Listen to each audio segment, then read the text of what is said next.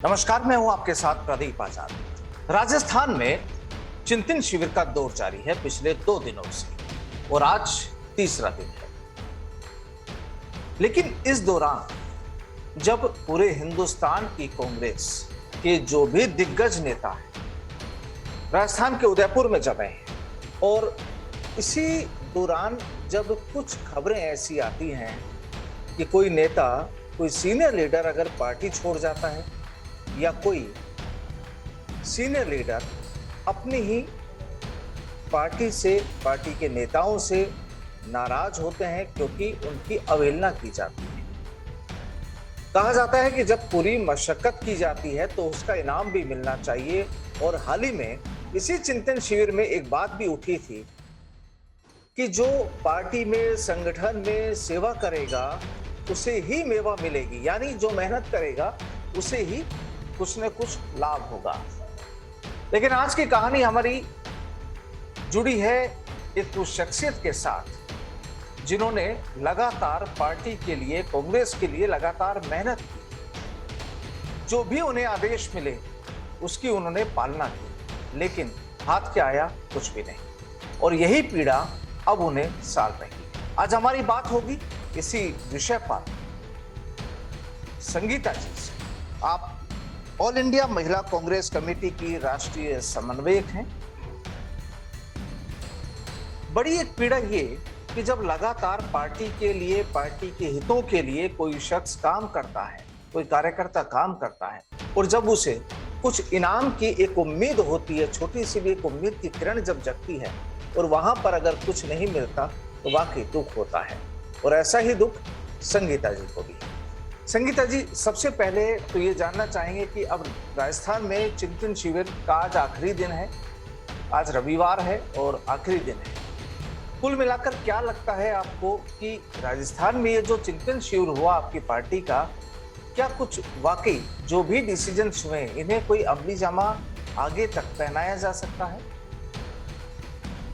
नमस्कार प्रदीप जी, आपने जैसा कहा कि अवहेलना, देखिए ये बात सही है कि मैंने कुछ हमारे शीर्ष नेतृत्व को मेल भी किए और कुछ पत्र भी लिखा था, जिसमें मैंने लिखा था कि क्योंकि ये संगठनात्मक मीटिंग है, चिंतन शिविर है, जहाँ पर मुख्य संगठन के और भी जो अग्रिम संगठन है उनके पदाधिकारी शामिल हुए। पहले जहाँ तक मुझे जानकारी थी कि सब अग्रिम संगठन, मुख्य संगठन है, उसी के पदाधिकारी शामिल होने जा रहे हैं और जो शीर्ष नेतृत्व है, जो पार्टी का मोस्टली जो शीर्ष नेतृत्व है वही शामिल किया जा रहा है।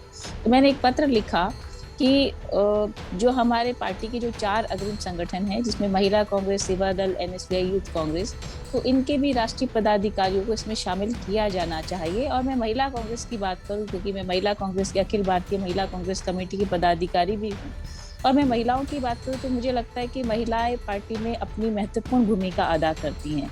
घर परिवार को समाज के बीच सामंजस्य बिठाते हुए अपनी पूरी राजनीतिक भागीदारी वो रखती हैं और किसी भी जिम्मेदारी को पूर्णतः निष्ठा और ईमानदारी से निभाती हैं। तो क्यों नहीं महिला कांग्रेस के पदाधिकारियों को भी इसमें शामिल किया जाए।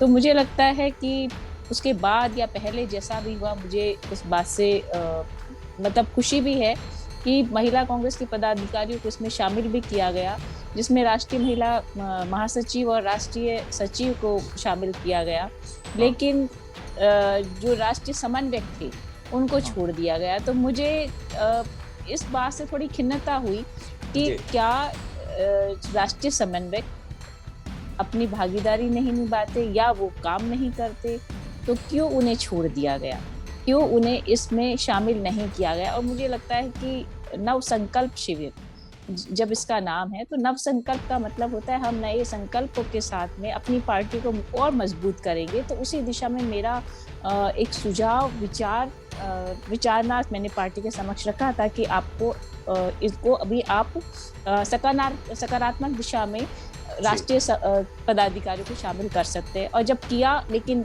राष्ट्रीय समन्वयकों को छोड़ दिया, तो मुझे खिन्नता हुई इस बात से, क्योंकि जब मुझे पार्टी की जिम्मेदारी मिली राष्ट्रीय समन्वयक की और उसके बाद मुझे उत्तर पश्चिम का प्रभारी बनाया, तो मैंने 13 से ज़्यादा जिले कवर किए।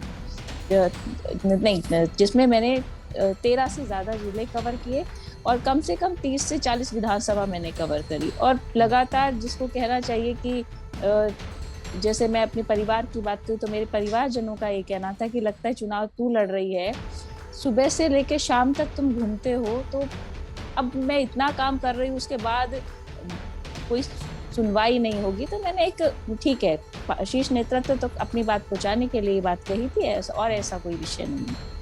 तो नहीं, यहाँ पर देखिए, जाहिर सी बात है कि जो आपने खुद ने अभी कहा कि एक खिन्नता, एक अवहेलना जब होती है किसी भी इंसान की, जब वो लगातार अपनी मेहनत करते हैं, तो आपने ये भी इस बात को भी लिखा है कि कोई पॉलिटिकल जो अपॉइंटमेंट है, राजनीतिक नियुक्ति है, आपके जो जूनियर्स थे उनको मिल गई लेकिन आपको नहीं मिली। देखिए प्रदीप जी, चूंकि मैं पार्टी के विभिन्न पदों पे रहते हुए आज नेशनल टीम में काम कर रही हूँ और इससे पहले मैं प्रदेश कांग्रेस कमेटी में, राजस्थान प्रदेश कांग्रेस कमेटी में प्रदेश सचिव रही, प्रदेश प्रवक्ता रही और यहाँ पे राजस्थान में भी मैं प्रदेश महासचिव थी महिला कांग्रेस कमेटी की। तो विभिन्न पदों पे रहते हुए आज 21 साल का कार्यकाल मेरा पार्टी में हो गया और 21 साल से मैं बिना थके बिना हारे काम भी कर रही हूँ। तो मेरी भी कुछ आशाएं पार्टी से हैं, शीर्ष नेतृत्व से हैं, हमारे आला कमान से हैं कि कहीं ना कहीं मुझे भी वो मिलना चाहिए था जो अभी तक नहीं मिला है। लेकिन हाँ, मैं इस बात को भी मतलब डिनाई नहीं करूंगी कि हमेशा ही मुझे एक पद हमेशा पद पर रही और पद धीरे धीरे उन पदों पर भी दिनों दिन बढ़ोतरी हुई थी।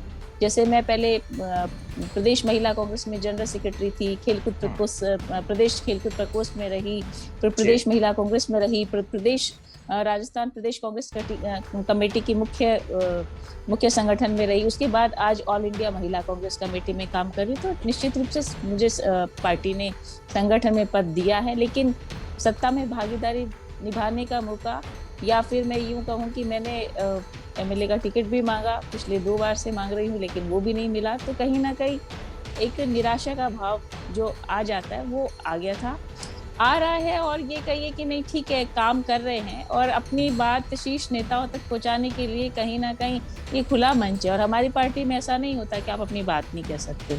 मैंने अपनी बात कहने के नाते ही पत्र लिखा था और उस पत्र की जानकारी आपको हुई और आप उस पत्र की जानकारी के माध्यम से ही मुझे पूछ रहे हैं कि आपने ऐसा लिखा।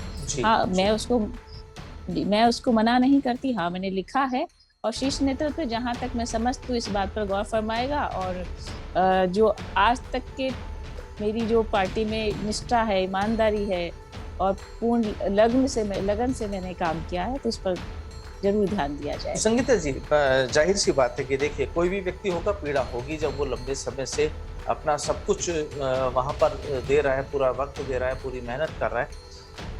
आपकी कभी राजस्थान के किसी सीनियर लीडर से या देश के किसी सीनियर लीडर से कभी इस बारे में कोई चर्चा हुई? इतना लंबा वक्त आपको हो गया, लेकिन जो मुकाम आपको जो मिलना चाहिए था वो नहीं मिल पा रहा है। प्रदीप जी, देखिए, ऐसा नहीं है कि पार्टी के शीर्ष नेतृत्व से लेके कार्यकर्ता तक, और मैं राजस्थान की बात करूं तो राजस्थान में भी चाहे माननीय मुख्यमंत्री अशोक गहलोत जी हो, चाहे प्रदेशाध्यक्ष गोविंद सिंह डोटासरा जी हो, चाहे पूर्व प्रदेश अध्यक्ष सचिन पायलट साहब हो, या फिर सारे मंत्रियों की मैं बात करूं तो तमाम मंत्री, एमएलए सभी मुझे जानते हैं, पहचानते हैं, मेरे काम को पहचानते हैं और उनको सबको ये जानकारी है कि काम करती है। और जैसा वो खुद इस बात को स्वीकारते हैं, वो कहते भी हैं कि आपकी उपस्थिति हमेशा 100% रहती है, आप काम करती हो, हम आपके काम को देखते हैं। ऐसे ही मैं राष्ट्रीय नेतृत्व की बात करूँ तो जब भी मेरी मुलाकात किसी भी नेता से हुई है तो हमेशा ही नेताओं ने मुझे सराहा है और यही कहा है कि हम आपको देखते हैं, आप काम करती रहती हो। अब काम करती रहती हो, डेफिनेटली जब उनको इस बात की जानकारी है तो मुझे कहने की तो कहीं ज़रूरत है ही नहीं कि मैं काम कर रही हूँ या आपको देखिए। तो ठीक है, कहीं ना कहीं मुझे लग रहा है कि कुछ कारण रहे होंगे। लेकिन क्या कभी कोई भरोसा भी नहीं मिला, कोई आश्वासन मिला हो कि हाँ आप रुकिए, आपको इतने वक्त में कोई अच्छी जगह दी जाएगी? देखिए, मैंने जैसा आपको प्रदीप जी पहले कहा कि संगठन में हमेशा मुझे जगह मिली है और पद हमेशा मेरे पास रहा है। पिछले मैं 20 साल के कार्यकाल की बात करूँ तो हमेशा मेरे पास पद रहा है और उस पद में लगातार बढ़ोतरी भी हुई है। लेकिन संगठन में काम करने के बाद हमेशा हर व्यक्ति की राजनीति में इच्छा होती है कि या तो मुझे पार्टी टिकट दे या फिर सत्ता में भागीदारी दे। लेकिन अ, मतलब 2008 तक का भी हमारी सरकार 2008 से 2013 तक भी रही है, उसके बाद अभी भी हमारी सरकार है, लेकिन दोनों समय में मुझे सत्ता में भागीदारी निभाने का मौका नहीं मिला। इस बार ये बात सत्य है और इससे थोड़ा सा मन ये भी होता है कि कहीं ना कहीं आला कमान को शायद कुछ दिख नहीं रहा है या हम अपनी बात पहुंचाने में नाकामयाब हो रहे हैं। तो इसीलिए मैंने पत्र लिखा लेकिन कि संगीता जी, शायद प्रियंका गांधी की अगर हम बात करें तो प्रियंका गांधी तो खुद महिलाओं के प्रति कहा जाता है कि वो तैयार होती हैं, उन्हें उनका हक दिलाने के लिए तैयार है। यूपी में आप प्रभारी रहे, यूपी में उन्होंने भी काफी जिम्मेदारी निभाई है प्रियंका जी ने, और वहां भी उन्होंने भी नारा दिया लड़कियों के लिए, महिलाओं जी के लिए। तो क्या जी जी आपको उनसे कोई उम्मीद? जी प्रदीप जी, देखिए मैंने प्रियंका दीदी के साथ काम किया है। निश्चित तौर पे प्रियंका दीदी का एक सरल व्यक्तित्व है, मुझे आकर्षित करता रहा और मैंने उनको नजदीक से जाना और पहचाना है। एक सरल व्यक्तित्व की वो धनी है, बहुत ही मिलनसार व्यक्तित्व है उनका और जितना मीठा वो बोलती हैं उतना ही व्यक्ति उनकी तरफ खिंचता चला जाता है। तो जब भी मेरी उनसे मुलाकात हुई तो मैंने उत्तर प्रदेश के राजनीतिक हालात के बारे में उनसे चर्चा करी। अपने बारे में शायद उस वक्त वो उपयुक्त समय नहीं था कहने का, तो मैं अपने बारे में उनको कुछ नहीं कह पाई। लेकिन जब जब मुलाकात हुई तो उत्तर प्रदेश के राजनीतिक हालात के बारे में, महिलाओं के बारे में ही मेरी चर्चा उनसे हुई। पर अब मैं चुनाव के दौरान प्रियंका दीदी से कुछ कहूँ तो मुझे लगा कि वो समय उपयुक्त नहीं था। लेकिन दीदी का भी हमेशा एक सॉफ्ट कॉर्नर महिलाओं के प्रति रहा है और रहता भी है। वो कहती हैं कि देखिए, और मैं कहूँ कि 40% जो महिलाओं को भागीदारी दी, ये प्रियंका दीदी की वजह से ही थी। वही चाहती थी कि महिलाओं को 40% भागीदारी दी जानी तो क्या चाहिए। अब उम्मीद क्यों? की जाए संगीता जी, अब उम्मीद की जाए कि अब वाकई अब महिलाओं को और भागीदारी मिलेगी और जो आप जैसे जो लीडर्स हैं, महिला नेता जो हैं, उन्हें वाकई तवज्जो मिलेगी और उनको उनकी मेहनत का प्रतिफल मिलेगा? प्रदीप जी, देखिए राजनीति में कहते हैं कि देर सवेर जो काम करता है उसे मिलता है और उसी आशा के सहारे मैं निरंतर पार्टी में काम कर रही हूँ। हमारे शीर्ष नेतृत्व से लेके राजस्थान के नेताओं को और नेशनल बॉडी के नेताओं को सबको इस बात की जानकारी है कि अमुक महिला काम करती है और लोग मुझे नाम से पहचानते हैं। ये मेरे लिए बड़ी बात है। और जब हम राष्ट्रीय नेतृत्व की बात करते हैं तो कहीं ना कहीं कोई कारण रहते हैं कि कहीं पे किसी को एडजस्ट करना है, कुछ ऐसी कुछ स्थिति रही होंगी। लेकिन आपके माध्यम से जब आपने ये बात चलाई तो ठीक है, मैंने पत्र उनको लिख दिया था, लेकिन आपको इस बात की जानकारी हुई, आपने मुझसे सवाल करे, तो जो चीज़ मैंने कही है उसके लिए मैं मना कभी नहीं करती। हाँ, मैंने ऐसा लिखा है और हमारे नेताओं को इस बात की जानकारी हो कि आपने पहला तो ये था कि हम जो नव संकल्प शिविर था, अगर उसमें राष्ट्रीय समन्वयक को छोड़ा गया तो क्यों छोड़ा गया? तो मेरी पीड़ा यही थी, क्या मैंने काम नहीं किया या और राष्ट्रीय जो समन्वयक है, नेशनल कोऑर्डिनेटर है, क्या उन्होंने काम नहीं किया? और हम तो महिला है जो घर परिवार में किस तरीके से सामंजस्य बिठाकर राजनीति में भी अपनी पूर्ण भागीदारी निभाते हैं और घर परिवार छोड़कर दूसरी जगह भी काम करने जाते हैं, तो वहाँ की समस्याओं से भी हमारे शीर्ष नेतृत्व को अवगत कराते हैं कि वहाँ पर इस तरह की समस्या है, इनसे कैसे निजात पाया जाए या संगठन में किस तरीके से बदलाव करके पार्टी को बेहतर तरीके से वहाँ रिप्रेजेंट किया जा सकता है। संगीता जी, एक अंतिम सवाल कि राजस्थान की राजनीति जो इस समय चल रही है उसे किस तरह से देखते हैं आप? देखिए, कांग्रेस एक पार्टी है और जहाँ लोकतंत्र का खूबसूरत परिदृश्य आप कांग्रेस पार्टी में दे सकते हैं, क्योंकि मैं आज अपनी बात कह रही हूँ और आपके सामने भी रख रही हूँ, तो ये एक लोकतंत्र की खूबसूरती है कि कांग्रेस पार्टी में दबी जबान से कुछ कहना या अपनी बात कहने का अधिकार है, लेकिन अन्य पार्टी में वो बात नहीं देखी जाती। या एक परिवार है और परिवार में सब मिलजुल कर एक समूह के रूप में एक मतलब एक ये कहिए संगठन शक्ति के रूप में काम करते हैं और महिलाओं की भागीदारी दिन प्रतिदिन बढ़ रही है और माननीय सोनिया गांधी जी ने तो हमेशा कहा है कि 33% आरक्षण विधानसभा में और लोकसभा में महिलाओं को मिलना चाहिए, लेकिन विडंबना देखिए कि भारतीय जनता पार्टी आज पूर्ण बहुमत में होने के बाद भी इस बात पर चुप्पी साधे हुए। अदरवाइज तो होगा ही कि अगर मान लीजिए 33% आरक्षण महिलाओं का कर दिया जाए तो कोई भी राजनीतिक दल हो जब चुनाव में टिकट बांटेगा तो उसके लिए ये बाध्य हो जाएंगे वो कि 33% महिलाओं को टिकट दिए जाने हैं। लेकिन भारतीय जनता पार्टी के पास पूर्ण बहुमत है, लेकिन फिर भी वो कुछ नहीं कर रहे। और कांग्रेस पार्टी तो हमेशा से इस बात की मांग करती रही है कि जब महिलाएं घर चला सकती हैं, अच्छा, हल चला। संगीता जी, क्या क्या राजस्थान में नेतृत्व परिवर्तन होना चाहिए?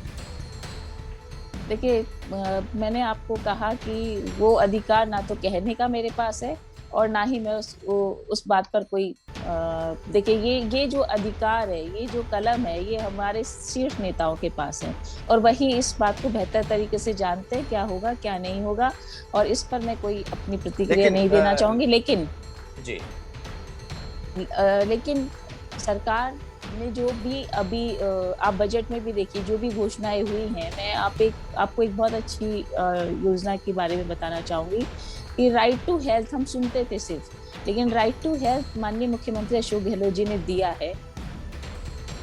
माननीय मुख्यमंत्री अशोक गहलोत जी ने राइट टू हेल्थ दिया है, तो जिसमें कहते हैं कि आप तो सिर्फ इलाज कराने जाइए, संपूर्ण इलाज आपको फ्री में मिलेगा। और देखिए, जब 2008 का शासन था तब भी मुझे ध्यान है कि तब भी निःशुल्क दवा योजना शुरू की गई थी कि जो पूरे संपूर्ण देश में सराही गई थी, और यहाँ के मॉडल को जानने के लिए अन्य देशों के नेताओं ने भी पहल करी थी कि ये निःशुल्क दवा योजना किस तरीके से इम्प्लीमेंट की गई है। और अभी न सिर्फ दवा अपितु जांच और इलाज सभी कुछ और ऑपरेशन सभी चीज चिरंजीवी योजना के माध्यम से फ्री कर दी गई है। तो बहुत बड़ी स्कीम है और बहुत बड़ी योजना है जो धरातल पर उतर भी गई है और लोगों को बहुत फायदा भी हुआ। चलिए संगीता जी, हम उम्मीद करते हैं कि जो आपकी इच्छा है, जो आपने इतने लंबे वक्त से लगातार जो आप मेहनत कर रहे हैं, उसका रिजल्ट भी आपको जल्दी मिले। आप विधानसभा चुनाव भी लड़ना चाहते हैं तो अच्छी बात है कि अगर पार्टी उसके लिए भी टिकट देती है, क्योंकि महिलाओं को प्रतिनिधित्व भी मिलता है। और सबसे बड़ी चीज कि इस बार बार इस चीज को भी दोहराया जा रहा है कि युवाओं को प्रतिनिधित्व मिलना चाहिए। वो महिला हो सकता है, पुरुष हो सकता है, लेकिन वाकई अगर युवाओं को भी प्रतिनिधित्व मिले, महिलाओं को भी प्रतिनिधित्व मिले, तो संभावना है कि काफी बदलाव हो सकते हैं राजनीतिक विचारधारा में, सोच में, कार्यप्रणालियों में। तमाम तरह के जब बदलाव होते हैं और बदलाव से ही लगता है कि विकास वो भी शायद आगे बढ़ता ही है। बहरहाल, हमारे साथ जुड़ने के लिए संगीता जी आपका बहुत बहुत शुक्रिया। नमस्कार। धन्यवाद।